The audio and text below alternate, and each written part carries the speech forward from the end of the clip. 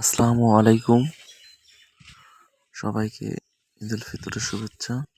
ঈদ মোবারক।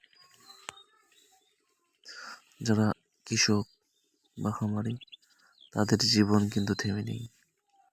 তাদের জীবন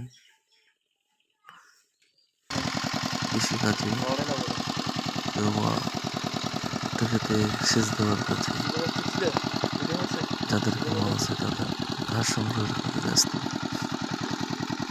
তাদের জীবনে প্রতিটি ক্ষণে শুধু কাজ আর কাজ। আসলে কৃষকের কাজ না করলে কিন্তু তাদের পেটে ভাত যাবে না। তাদের একটাই টেনশন, কাজ করতে হবে। যে তাপদাহ দিচ্ছে তাতে কিন্তু ভুট্টা খেতে প্রচুর সেচ দিতে হচ্ছে। তারা কিন্তু সেচ কাজে ব্যস্ত। যারা খামারি আছে তারাও কিন্তু ব্যস্ত, যেহেতু ঈদের 2-1 দিনের জন্য ঘাস সংগ্রহ করা, খামার পরিষ্কার করা এবং খামারের যাবতীয় কাজ নিয়ে কিন্তু ব্যস্ত থাকে সবাই। এজন্য যারা চাষি বা কৃষক তারা কিন্তু সবসময় ব্যস্ত থাকে।